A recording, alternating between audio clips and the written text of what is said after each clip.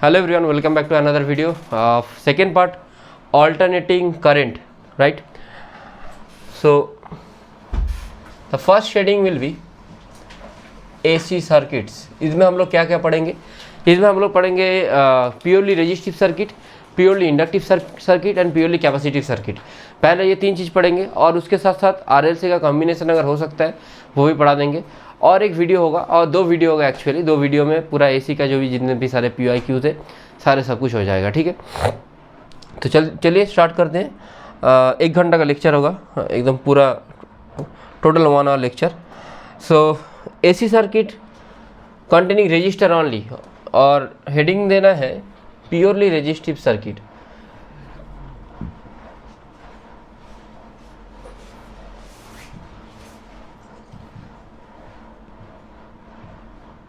Circuit में बस छोटे फॉर्म में लिख रहा हूँ, तुम लोग पूरे के पूरे लिखना। प्योरली रेजिस्टिव सर्किट मतलब ऐसा सर्किट जहाँ पे सिर्फ और सिर्फ रेजिस्टेंस हो और कुछ नहीं, बस रेजिस्टेंस हो और कुछ भी नहीं, ठीक है।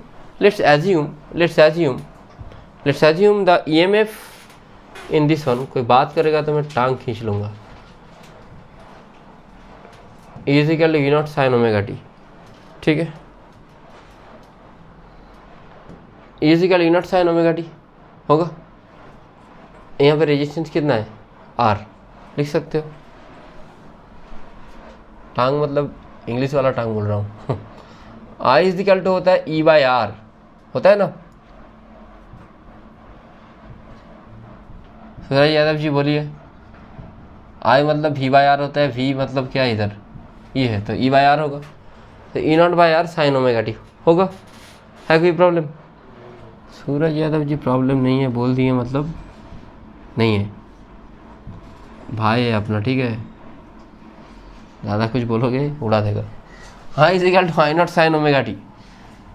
I इक्वल टू क्या आ रहा है? I0 sin ओमेगा t आ रहा है, ठीक है।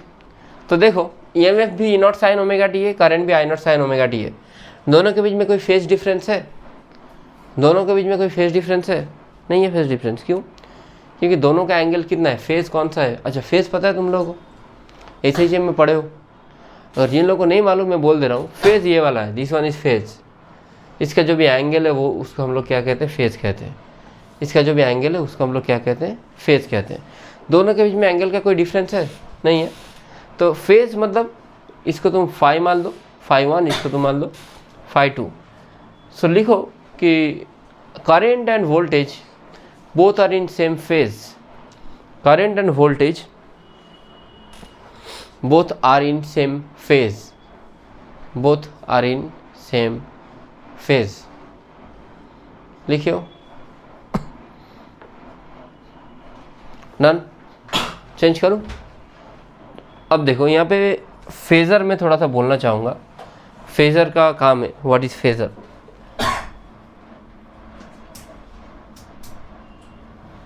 लेट्स से कि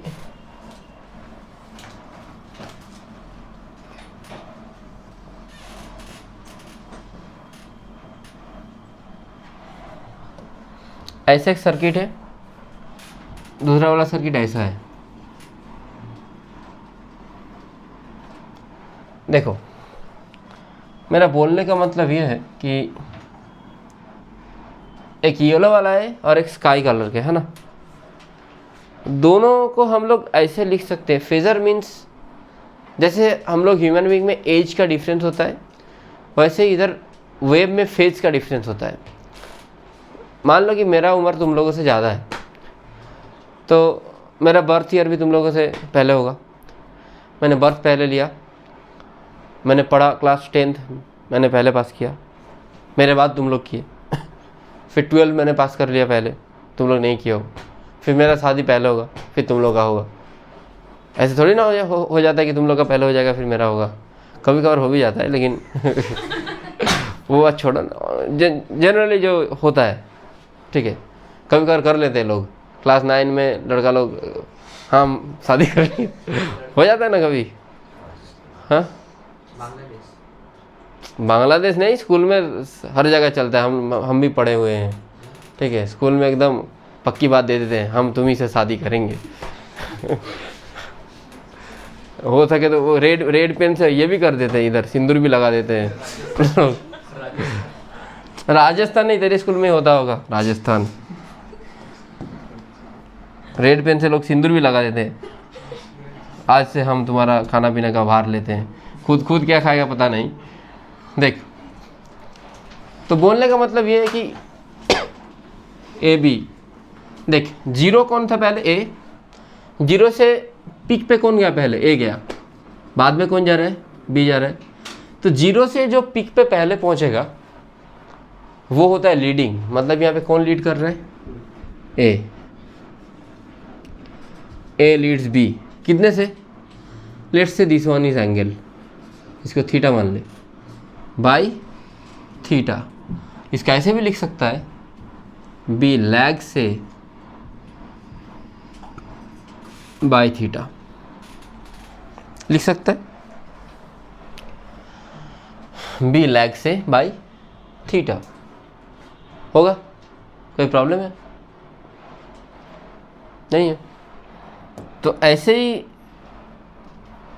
इसको हम लोगों ने बस साइनोसॉइडल वे में दिखाया। या मैं दिखाता हूँ, देखो, लेट्स एज्यूम ए वाला वेव को मैं किससे बना रहा था, इससे बना रहा था, येलो से, दिस वन से, लेट्स एज्यूम, और बी वाले को मैं बना रहा था इससे। दोनों के बीच का एंगल कौन सा, ये वाला, दिस वन इज थीटा। तो कौन लीड कर रहा है, देखो, सॉरी मैं गलत बना दिया शायद, हाँ गलत बना दिया, क्यों बोलो, क्योंकि ए आगे होगा, बी पीछे होगा। तो ये वाला कितना होना चाहिए, थीटा। तो A leads B by theta, या लिख सकते हो B lags A by theta. ठीक है,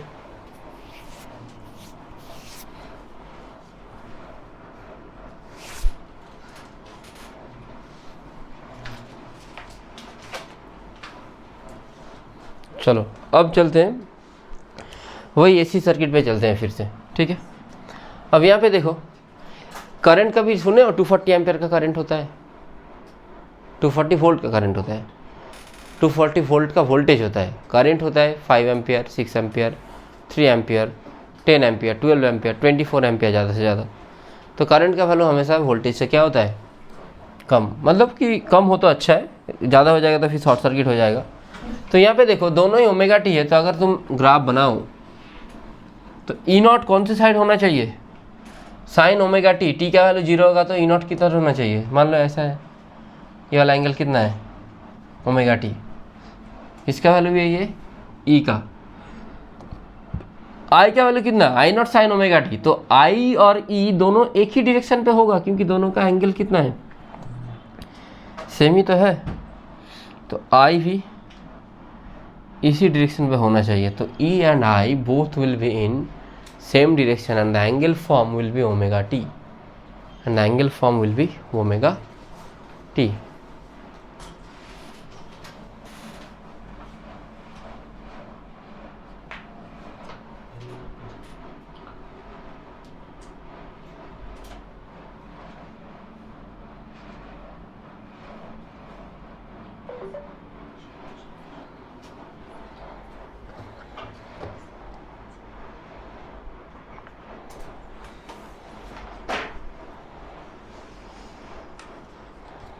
Okay, done. Any problem? No? Then ठीक है, अब ये ई नॉट और आई नॉट का वैल्यू इतना हुआ, ये मैक्सिमम वैल्यू है। ई का वैल्यू कैसे मिलेगा, इसको यहाँ प्रोजेक्ट कर दो, तो ये ई का वैल्यू होगा, और आई नॉट को इधर प्रोजेक्ट कर दो, ये आई का वैल्यू होगा। ठीक है, ये मैक्सिमम वैल्यू है, ये वाला मैग्नीट्यूड दिखा रहा है, और ये वाला इसका एक्चुअल वैल्यू दिखा रहा है, जो वाई एक्सिस पे मैंने प्लॉट किया। ठीक है, इधर वाई एक्सिस, इधर एक्स एक्सिस। नेक्स्ट लिखो AC circuit containing inductor only, एक बार लिख लो ये वाला, किसी ने नहीं लिखा होगा तो लिख लो। फिर लिखना AC circuit containing inductor only.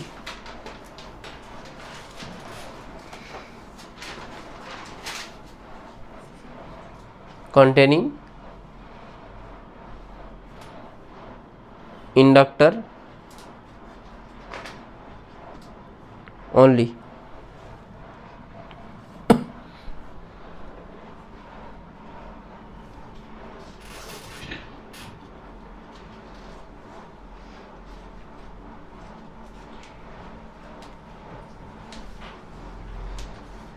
Only inductor रहेगा, ठीक है।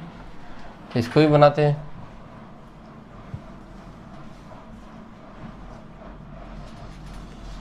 ऐसा एक सर्किट है, ठीक है। Inductor L, this one is E is equal to E naught sine omega T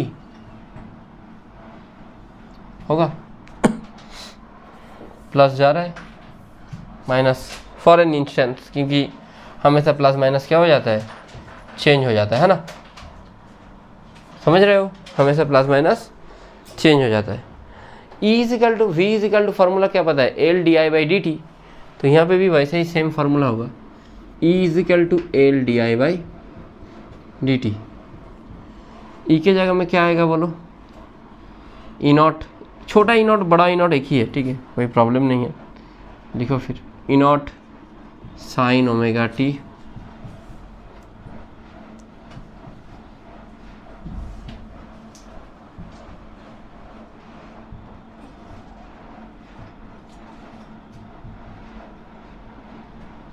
लिख सकते हो, दोनों तरफ इंटीग्रेशन करो।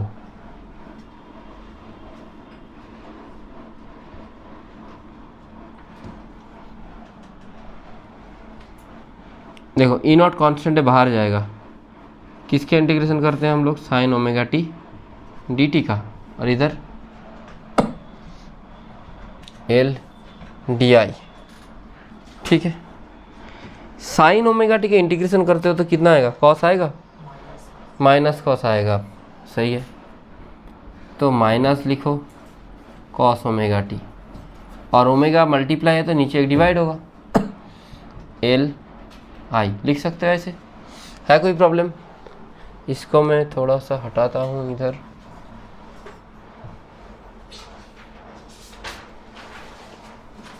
इसको भी हटाता हूँ ऊपर, ठीक है। अब इसको थोड़ा सा लिखते हैं, ठीक है। कैसे लिखे बोलो, इसको मैं लिख रहा हूँ, एक सेकंड मच्छर को मार देता हूँ, चलो। E naught cos omega T by omega L is equal to I, ठीक है। ई नॉट को ई नॉट रहने दो, ओमेगा एल को लिखो एक्सएल। एक्सएल वो वाला लिखना नहीं है, ऐसा ऐसा वाला नहीं है, ये टी शर्ट शर्ट के अंदर लिखा रहता है, XL, triple XL, double XL. XL x subscript में एल, छोटा सा एल लिखो, टी शर्ट वाला एक्सएल नहीं लिख देना, सूरज जी लिख दिए होंगे शायद, लिखा नहीं, सही लिखा है, ठीक है। माइनस था, कॉस ओमेगा टी को क्या लिख सकते हो, साइन लिख सकते हो, है कोई प्रॉब्लम किसी का, बोलो। हाँ, माइनस को अंदर मल्टीप्लाई कर दो,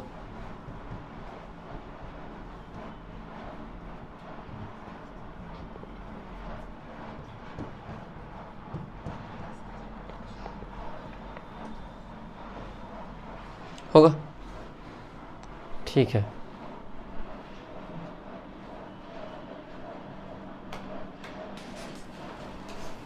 तो देखो यहाँ पे ई और आई, इन दोनों के बीच में जो एंगल है, देखो ई क्या है, साइन ओमेगा टी, और इसका omega T minus pi by two, तो कौन आगे है कौन पीछे है बोलो।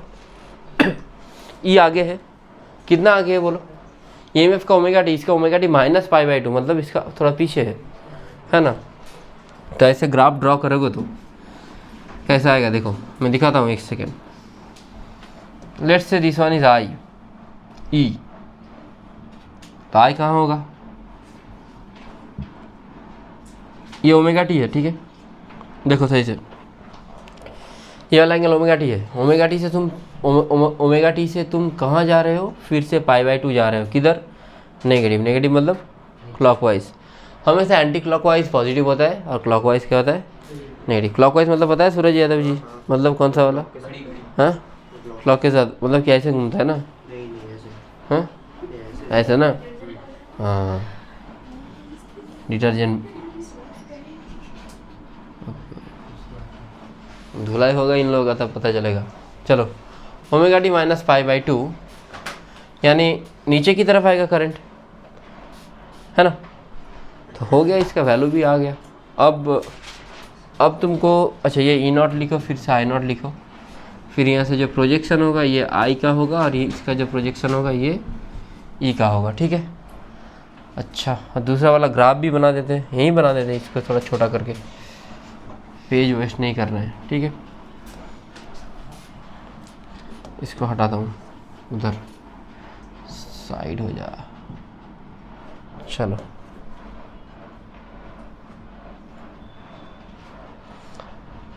आई कौन सा, ई का वैल्यू देखो, ई साइन ओमेगा टी है, साइन ओमेगा टी मतलब ऐसा ग्राफ होगा। और आई कैसा है बोलो? Minus cos omega T. अच्छा कॉस ओमेगा टी का ग्राफ कैसा होता है बोलो? तुम लोग ही बोलो, कॉस का ग्राफ कैसा होता है? ऐसा होता है। इसका माइनस मतलब कैसा होगा? देखो जीरो कौन हो रहा है पहले? पहले जीरो कौन हुआ बोलो? ई, ठीक है? समझे हो? इसको थोड़ा छोटा करने का,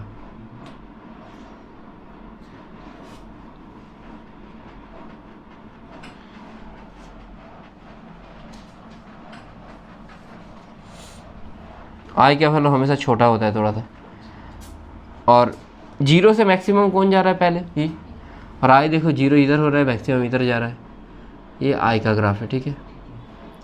समझ आया सबको? तो यहाँ पे लीड कौन कर रहा है? ई। लिखो ई लीड्स आई कितना एंगल से? 90 डिग्री।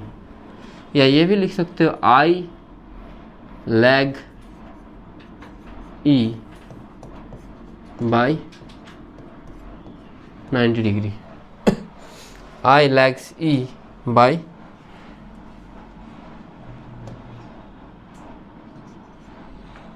90 डिग्री।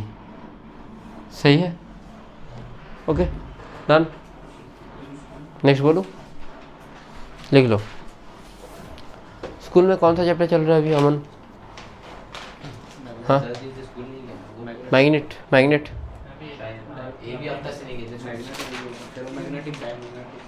इलेक्ट्रोमैग्नेटिज्म खत्म हो गया? दिखा दिखा नोट दिखा, नोट से नोट्स दिखाना मेरे को एक बार, क्या कराना है सर देखना।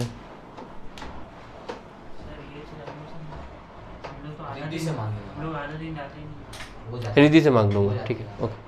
चलो हो गया ये। रिद्धि एक दिन नहीं जाती है फिर बोलती है सर मैं बहुत दिन से स्कूल नहीं गया।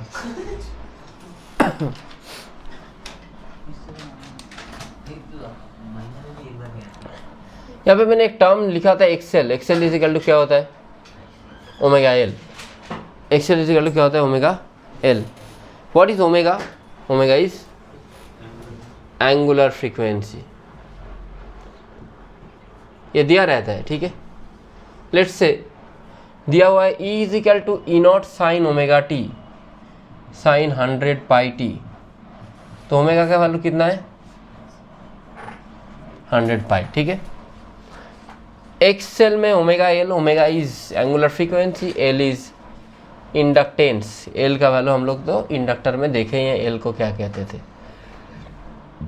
इंडक्टेंस, ठीक है? और कुछ लिखना है? ओमेगा मतलब होता है 2 pi by T,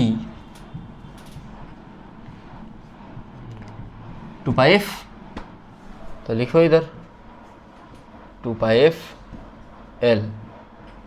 XL is equal to होगा 2 pi F L. F is for frequency, not angular frequency, normal frequency. Angular frequency को ओमेगा कहते हैं हम लोग, और नॉर्मल वाला फ्रीक्वेंसी को एफ कहते हैं। हाँ, एक्सेल को कहते हैं इंडक्टिव रिएक्टेंस। जैसा काम रेजिस्टेंस करता है रेजिस्टर में, वैसा काम इंडक्टर में कौन करता है? Inductive reactance. देखो आई इज इक्वल टू होता है वी बाई आर, और यहाँ पे वी बाई आर की जगह में क्या हुआ? ई बाई एक्सेल। तो आर की जगह कौन लिया, एक्सएल लिया, ठीक है, एक्स्ट्रा लार्ज, तो इंडक्टिव रिएक्टेंस। एक्सएल का मतलब पता है सूरज यादव जी, बोलो what is XL, what is this one XL and what is this one XL, बोलो जल्दी बोलो, बोलो। इसका पता है क्या है इसका, जो कपड़े खरीदते हैं हाँ उस पे लिखा रहता है, कपड़े खरीदते उस पर लिखा रहता है, क्या लिखा रहता है, मतलब साइज पर डिपेंड करता है ना। हाँ उसका मतलब है एक्स्ट्रा लार्ज, है ना। तुम्हारा कौन सा आता है, एक्सेस, नहीं सर मेरा मीडियम मीडियम, ठीक है। और इसका हाँ, इसका नहीं पता, इसका दिख रहा है बोर्ड में, इसका नहीं नहीं लिखा है, वो उसको नहीं पता, इसका भी लिखा है मैं, इंडक्टिव रिएक्टेंस। अच्छा अच्छा, अल्टरनेटिव सर्किट, बोल अल्टरनेटिंग सर्किट,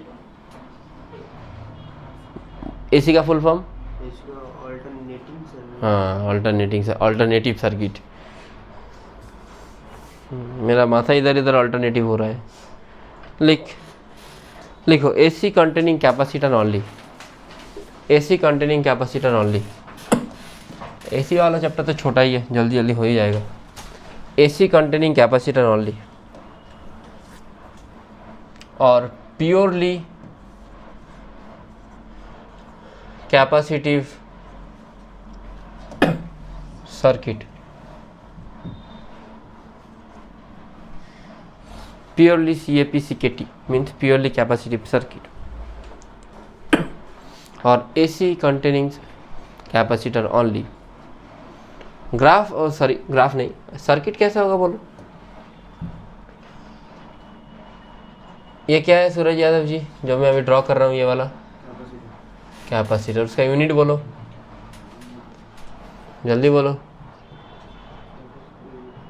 तुम्हारा जैसे टाइटल है यादव, तो ऐसे ही किसी का टाइटल है सरनेम, सरनेम है, इसका जो यूनिट है वही किसी का सरनेम है, सरनेम से लिया गया है। तुम अगर बोल सकते हो तो मैं इसका सरनेम उससे चेंज करके तुम्हारा वाला सरनेम लगा दूंगा। फिर फराड होता है, फराड, माइकल फैराडे से फराड आया है, ठीक है। Farad, FARAD, farad, micro farad, pico farad, milli farad, ऐसे नैनो फैराड। इन जनरली माइक्रो फैराड ही हम लोग लेते हैं, कई कई जगह पे मिली फैराड भी लिया जाता है, ठीक है। Is equal V naught sine omega T, और वो capacitance of the capacitor, capacitor के साइज पे भी डिपेंड करता है कि कैसा, कितना बड़ा है नहीं है, इस पर भी डिपेंड करता है, ठीक है। समझे यादव जी।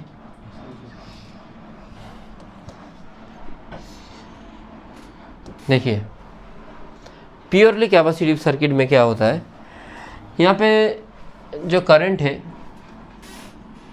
वो चार्ज के रूप, मतलब कि जो वोल्टेज है वो चार्ज के फॉर्म में स्टोर हो जाता है ना। तो इसका फार्मूला क्या आता है, Q=CV, V मतलब E लिख सकते हो, CE, E के जगह में क्या लिखोगे, E naught sine omega T, Q को Q, करंट को क्या लिखोगे, I=dQ/dt,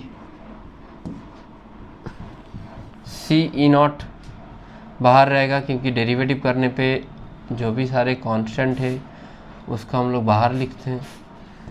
C E naught sine omega T का differentiation omega cos omega T लिख सकते हो ऐसे। इसको मैं थोड़ा सा मैनिपुलेट करता हूँ, कॉस ओमेगा टी को लिख सकता हूँ sine omega T plus π/2, E naught को ई नॉट, और ओमेगा सी को लिख सकता हूँ 1/ωc, लिख सकता हूँ ना।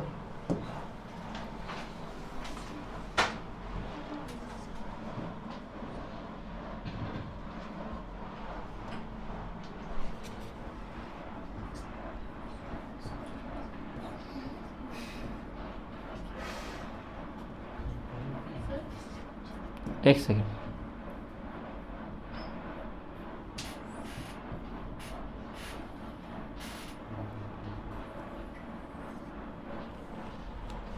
बोलो।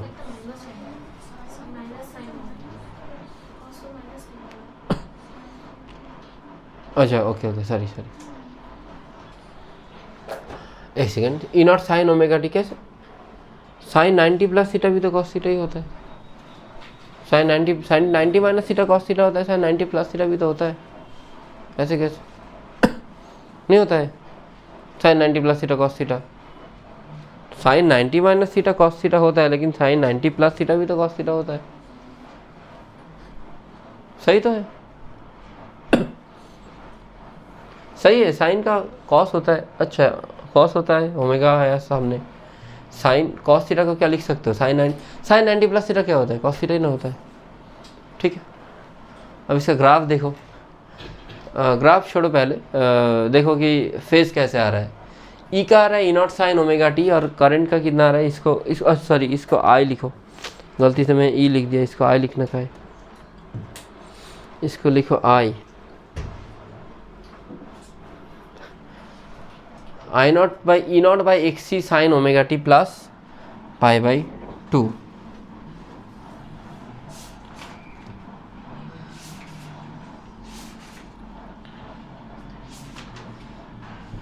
ठीक है, इसका ऐसे भी लिख सकते हो, आई नॉट, सॉरी यार, I is equal to I naught, मैं हट जाता हूँ एक second, sine omega T plus pi by 2।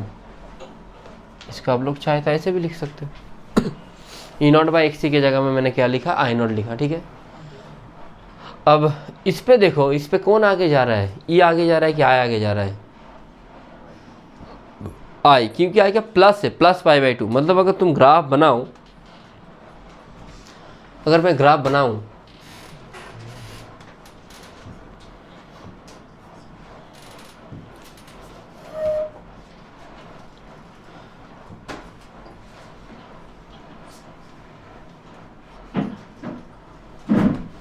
ठीक है,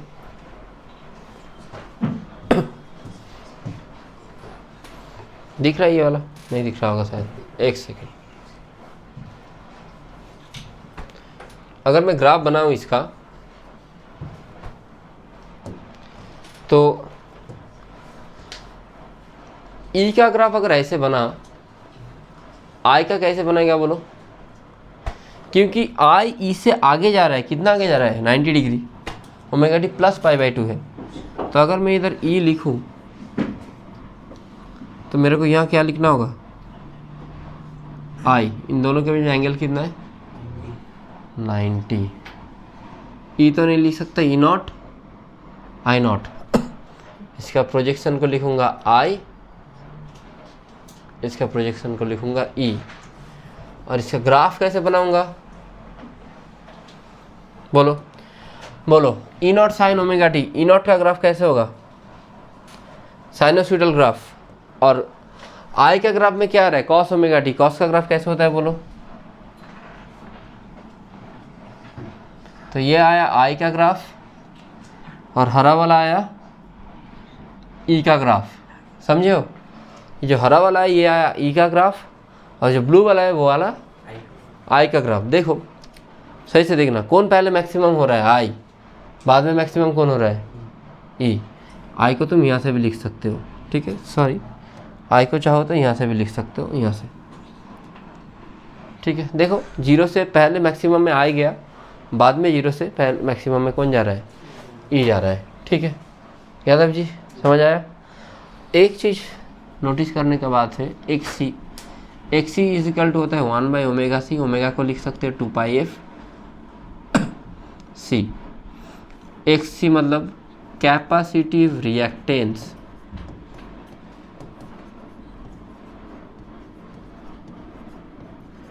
यादव जी आया समझ में? इसको कहते हैं कैपेसिटिव रिएक्टेंस। ठीक है,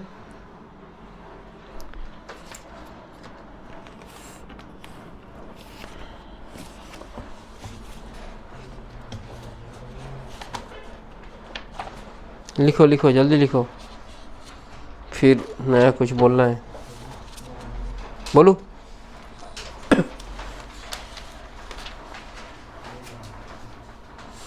फिर लिखो LCR circuit, LCR circuit, LCR circuit. मैं एक दो क्वेश्चन कराता हूँ, एक दो चीज़ मेरे को बोलना है, एक चीज़ मेरे को बोलना है अभी, एक सेकेंड। डीसी सोर्स के लिए फ्रीक्वेंसी का वैल्यू कितना होता है बोलो? फ्रीक्वेंसी 0 होता है, तो एक्सएल कितना होगा? 0। तो कोई भी डीसी सोर्स में इंडक्टर को जस्ट एक लाइन के जैसे बिहेव किया जाता है, मतलब उसका रेजिस्टेंस कुछ भी नहीं होता। अगर कोई इंडक्टर है, कोई भी डीसी सोर्स है, तो उसका रेजिस्टेंस कितना हो रहा है? 0। रेजिस्टेंस मतलब रिएक्टेंस कितना हो रहा है? 0 हो रहा है। और वही अगर एसी सोर्स होता, एक सेकेंड यार, वही अगर एसी सोर्स होता, इसको डिलीट करना होगा, इसको करता हूँ डिलीट, इसको भी डिलीट। एसी वाला कहाँ बना है? एसी सोर्स होता तो एसी में देखो फ्रीक्वेंसी कितना होता है? 0। तो एसी में, अच्छा थोड़ा सा इसको छोटा करना होगा, नहीं तो थोड़ा हौच पौच हो जा रहा है। एक सेकंड में कर दे रहा हूँ, रुको एक second, don't talk, know talking please.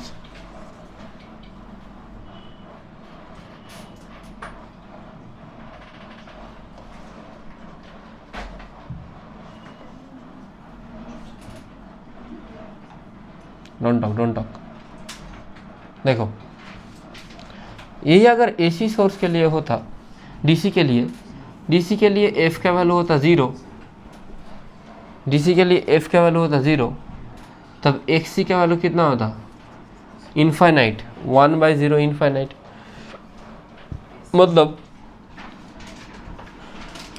एक कैपेसिटर बस एक ओपन सर्किट की तरह बिहेव करता, जैसे यहाँ पे शॉर्ट सर्किट तरह बिहेव कर रहे हैं डीसी सोर्स में एक इंडक्टर, वैसे ही यहाँ पे ओपन सर्किट की तरह बिहेव करता। ठीक है, so capacitor use as an open circuit element in DC source. ठीक है, तो ऐसे लिख सकते हो कि क्वेश्चन ऐसे आ सकता है, व्हाई डज डीसी, एक सेकेंड,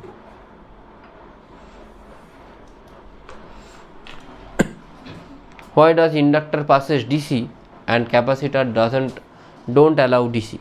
तो कैपेसिटर क्यों नहीं करता है? ओपन सर्किट की तरह बिहेव करता है, और इंडक्टर शॉर्ट सर्किट जैसा बिहेव करता है। ठीक है, शॉर्ट सर्किट जैसा बिहेव करता है। अब लिखो inductor as low pass filter and capacitor as high pass filter. ये सारे थियोरेटिकल क्वेश्चन है, बोर्ड के लिए या नीट के लिए बहुत ज़्यादा इंपॉर्टेंट है। Capacitor use as high pass filter. इसका reason X C is equal to कितना हुआ? 1/ωc आया। ओमेगा इजिकल टू क्या आया बोलो? 2πf लिख सकता हूँ। देखो ये वाला अगर तुम स्लाइड देखो, एक चीज़ देखना सही से देखना, अगर एक्स सी बड़ा होगा, अगर नीचे एक्स सी ज़्यादा होगा तो करंट क्या होगा? कम। एक्स सी रेजिस्टेंस की तरह बिहेव करता है, सेम एज रेजिस्टेंस ऐसे ही होता है। तो अगर फ्रीक्वेंसी ज़्यादा हुआ, फ्रीक्वेंसी का ज़्यादा हुआ, ये वाला बहुत बड़ा हुआ, तो एक्स सी कितना होगा?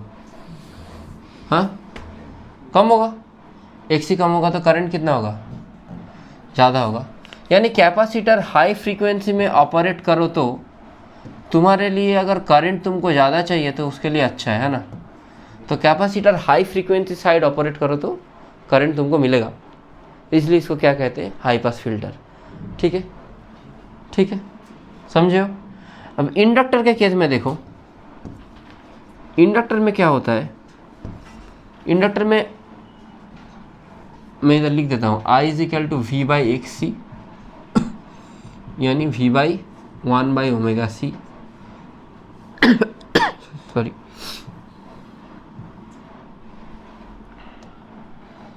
V/1/2πfc। इंडक्टर में क्या होता है? I = V/XL होता है, XL यानी ωL होता है, यानी 2πfl होता है। तो f का वैल्यू जितना कम जितना ज़्यादा, f का वैल्यू जितना ज़्यादा, एक सेकेंड सॉरी, f का वैल्यू जितना कम XL उतना ही कम एक्सएल जितना कम करंट उतना ही ज़्यादा। तो इंडक्टर हमेशा लो फ्रीक्वेंसी में ऑपरेट करता अच्छा है। इसको हम लोग कहते हैं लो पास फिल्टर, यानी इसको हम लोग फिल्टर सर्किट करके एक सर्किट होता है। WBCHSE में मतलब वेस्ट बंगाल बोर्ड में जो लोग पढ़ते हो उन लोग का सिलेबस में है। तो फिल्टर सर्किट में हम लोग कैपेसिटर और इंडक्टर को यूज़ करते हैं। कहाँ यूज़ करते हैं? कैपेसिटर को यूज़ करते हैं हाई फ्रीक्वेंसी की जगह में हाई पास फिल्टर, और इंडक्टर को लो पास फिल्टर लो फ्रीक्वेंसी की जगह में। ठीक है। So capacitor passes high frequency signals and inductor passes low frequency signal.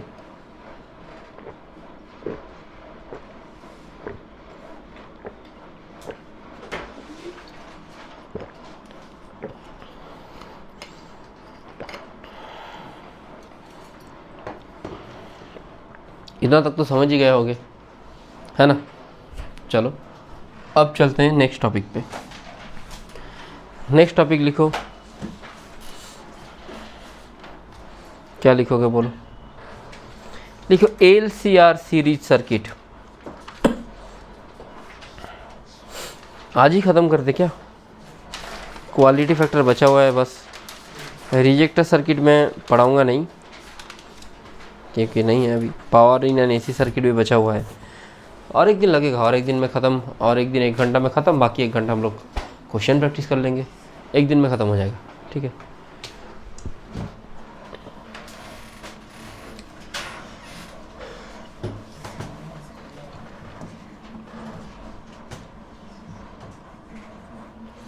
LCR series circuit लिखे हो?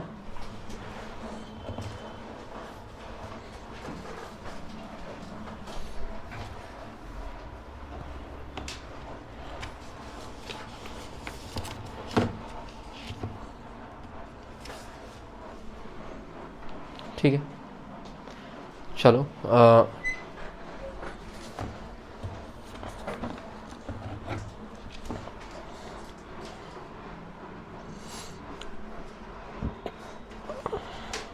एक second.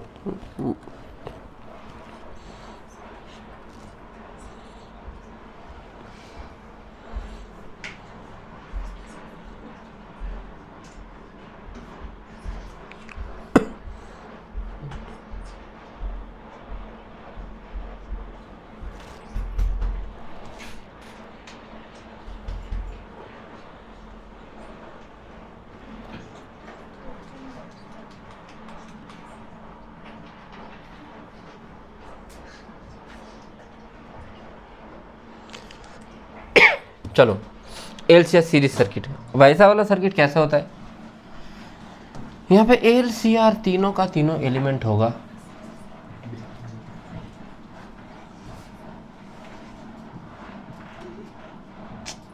Don't talk please. E is equal to क्या आएगा? मेरे अलावा सूरज यादव जी बात करेंगे, और कोई नहीं, है ना। E is equal to E0 sin omega t, है ना सूरज यादव जी? हाँ बोलो।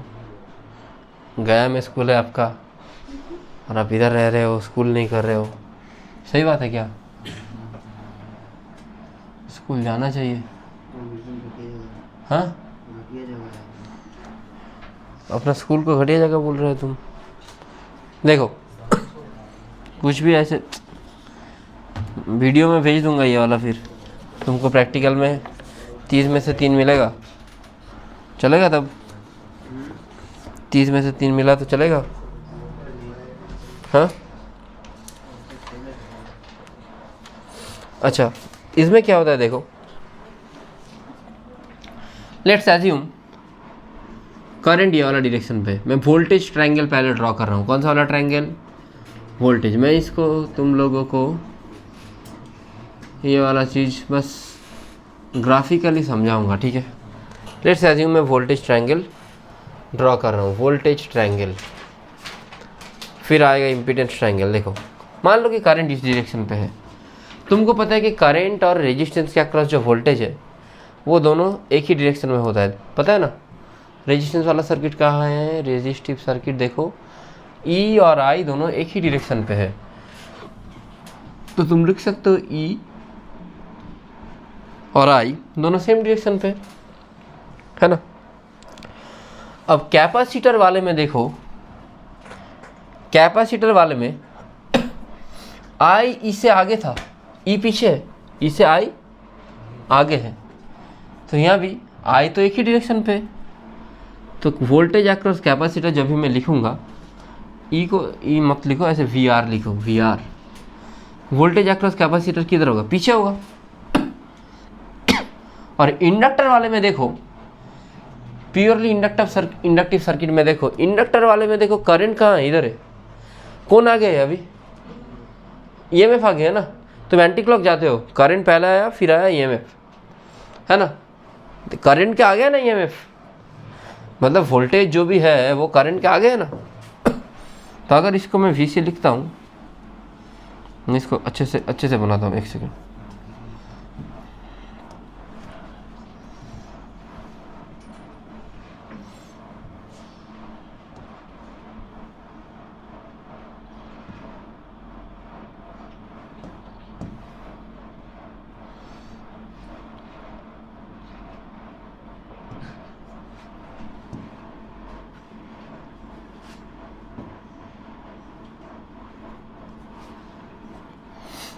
तो मान लो this one is V R, this one is I, this one is V L, this one is, मान लो नहीं, मतलब मैं बताया अभी वी सी। वी सी आई से पीछे होता है, आई और वी आर एक ही डायरेक्शन पे होता है, वी एल आई से आगे होता है ना। तो इसको तुम ऐसे करके भी तो लिख सकते हो।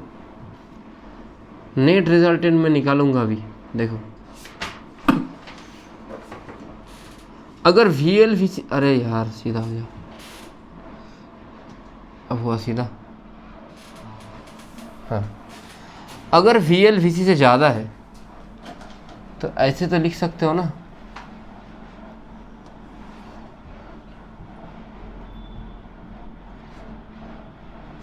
अगर वी सी वी एल से ज़्यादा है तो इसका ऐसे लिख सकते हो। नेट वोल्टेज कहाँ होगा, इधर, यहाँ बोलो तो इधर। दो कंडीशन में दिखा रहा हूँ, जहाँ इंडक्टर का इफेक्ट, अगर इसका इफेक्ट इससे ज़्यादा होगा तो ऊपर, अगर इसका इफेक्ट कम होगा तो, कैपेसिटर का ज़्यादा होगा तो नीचे। अब वी एल वी सी क्या है, देखो V R, V is equal to क्या होता है, आई आर। तो वी एल कितना होगा बोलो, आई इंटू आर के जगह में क्या आता है, एक्सएल, और आर के जगह में कैपेसिटेंस में क्या आता है, एक्सी आता है ना। V R is equal to I R, V L is equal to I into XL, V C is equal to I into XC. आया समझ, है कोई प्रॉब्लम। तो v का वैल्यू कैसे आएगा, देखो यहाँ पे v का वैल्यू ऐसे करके आता है, सीधा सीधा जोड़ना नहीं होता है। देखो समझो, सीधा सीधा तुम ये नहीं, जैसे रेजिस्टेंस में कहते हैं ना कि यहाँ पे टोटल v अगर v है तो v is equal to v1 plus v2 plus v3 series में होता है, तो यहाँ पे नहीं लिख सकते हम लोग। यहाँ पे v मतलब रिजल्टेंट, जैसे वेक्टर का निकालते थे वैसे ही, मतलब V L minus V C का square, A square plus B square two A B cos theta. यहाँ पे थीटा कितना है, दोनों के बीच में एंगल 90, तो A square plus B square, cos 90 0 है। वी एल स्क्वायर प्लस क्या होगा, वी आर का स्क्वायर, समझे हो, V L square plus V L minus V C square plus V R square, या उल्टा भी हो सकता है, V C minus V L square plus V R का स्क्वायर। मतलब कि सीधा सीधा जोड़ नहीं देना है, सीधा सीधा जोड़ने से होगा नहीं। मैं क्वेश्चन कराऊंगा तुम लोगों को, तब तुम लोगों को समझ आएगा, ठीक है। यहाँ से लिखो इम्पीडेंस ट्रायंगल, जो आज का लास्ट टॉपिक है, इम्पीडेंस ट्रायंगल।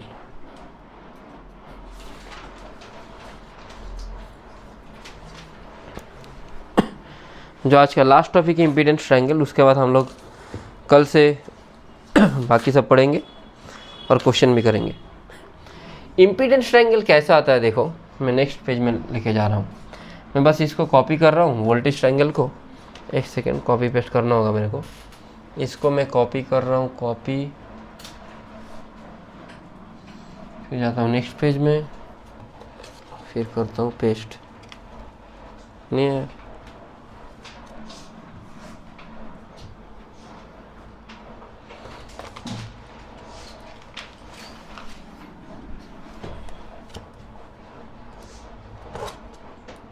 आ नहीं रहा, अरे यार कॉपी नहीं हो रहा है।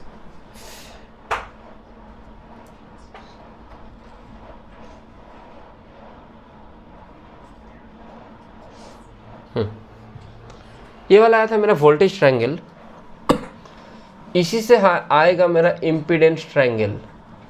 इम्पीडेंस मतलब क्या होता है, जो रेजिस्टेंस सीरीज में होता है उसी का इक्विवेलेंट होता है। एसी में जो रेजिस्टेंस डीसी में होता है उसी का इक्विवेलेंट होता है एसी में इम्पीडेंस, DANC होता है, ठीक है, इम्पीडेंस ट्रायंगल। अब देखो VL को मैंने क्या लिखा था, I into XL, I into XC, I into R लिखा था। तीनों में से I को हटा दो, क्या बचेगा बोलो, क्या बचेगा बोलो। I इंटू XL लिख सकते थे, इधर बचा XL, I को मैंने हटा दिया। VR को क्या लिख सकते थे, I इंटू R, तो क्या बचेगा अभी, और इसको VC को I इंटू XC की जगह में XC। तो यहाँ भी वैसे ही सेम टू सेम अप्रोच से हम लोग को करना है। XL अगर ज़्यादा हुआ तो XL माइनस XC, इधर R। XL कम हुआ तो XL माइनस XC यहाँ पे। ओ यार, इसको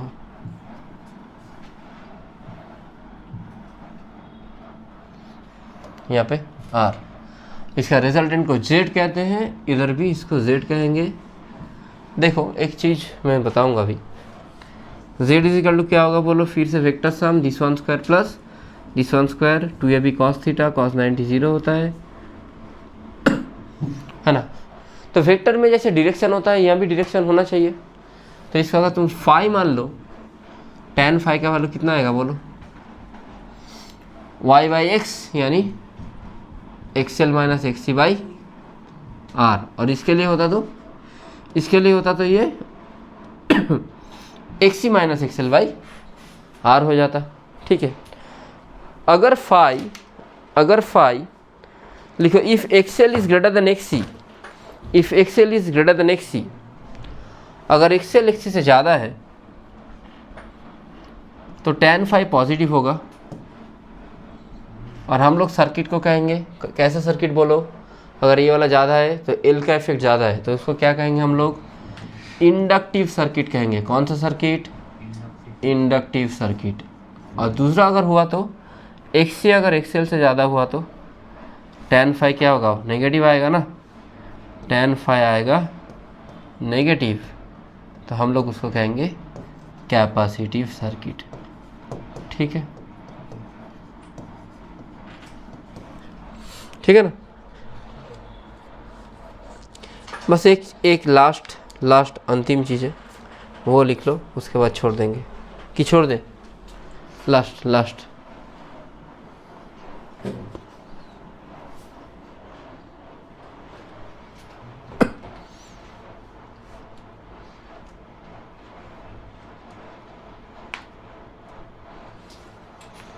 लिखो, रेजोनेंस। हालांकि मैं रेजोनेंस फिर से कहूँगा, लेकिन एक बार लिख लो रेजोनेंस। रेजोनेंस मतलब किसी भी चीज़ का रेजोनेंस, ऑप्टिमम कंडीशन। तो यहाँ पे ऑप्टिमम कंडीशन क्या है, अगर XL is equal to XC हो गया तो Z का वैल्यू कितना हो जाएगा, R, ठीक है। एक चीज़ याद रखो, AC में क्या, DC में क्या होता है, I is equal to V by R होता है ना DC में, I is equal to V by R। DC में क्या लिखते हो, I इज इक्वल टू लिखते हो ना V बाई R। यहाँ पे AC में लिखोगे V by Z, I is equal to V by Z। अब तुम लोग बोलो Z का वैल्यू कब सबसे मिनिमम होगा, अगर इसको मैं क्या कर दूँ, हटा दूँ, मतलब अगर ये दोनों इक्वल हो जाएगा तो Z का वैल्यू क्या होगा, मिनिमम, है ना। Z मिनिमम होगा तो करंट क्या होगा, मैक्सिमम। तो रेजोनेंस कंडीशन इसी को कहते हैं। रेजोनेंस कब होगा, अगर XL is equal to XC हुआ, Z का वैल्यू R हुआ, I कितना होगा, V बाई R, मतलब I का वैल्यू क्या होगा, बढ़ेगा। तो XL XC के साथ कब समान होगा बोलो,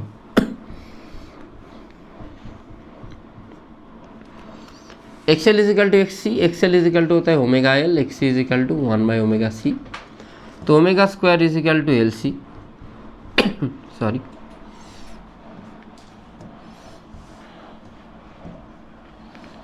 तो ओमेगा कितना होगा, इसका रूट। फ्रीक्वेंसी ओमेगा मतलब होता है 2πf, 2π को इधर डिवाइड कर दो, तो 2π को डिवाइड कर देने से क्या आएगा बोलो, 2π√LC।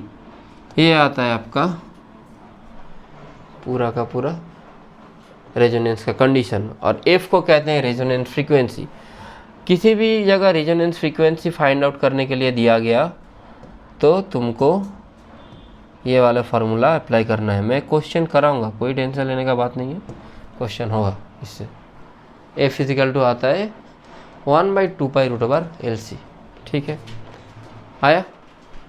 और उस जगह में करंट का वैल्यू कितना होगा, मैक्स, और z का वैल्यू मीन। क्यों मीन, क्योंकि z बस r के साथ इक्वल हो रहा है, ठीक है। और सर्किट पूरा का पूरा कौन सा सर्किट होगा, प्योरली रेजिस्टिव। क्यों रेजिस्टिव होगा, क्योंकि दोनों को XL और XC दोनों को क्या कर रहा है, कैंसिल आउट, तो बचा कौन, रेजिस्टेंस। तो प्योरली रेजिस्टिव सर्किट जैसा बिहेव करेगा, ठीक है। सर्किट कैसा हो जाएगा फिर, प्योरली रेजिस्टिव सर्किट, ठीक है। तो कोर्स जो भी टॉपिक है मैं बोल रहा हूँ एक बार लिख लो, मैं वो नेक्स्ट दिन कराऊंगा। रेस्पॉन्स कर्व लिख लो, response curve, quality factor, response curve, quality factor, power in an AC circuit, half power, wattless current, लिख रहा कोई, power in AC circuit, half power, wattless current, choke coil, transformer, LC oscillation में अलग से पढ़ाऊंगा, and AC generator और dynamo, AC generator and dynamo, ठीक है।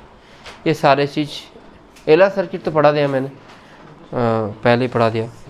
ये सारे चीज़ मैं कराऊंगा नेक्स्ट डे, ठीक है। Thank you everyone, keep watching.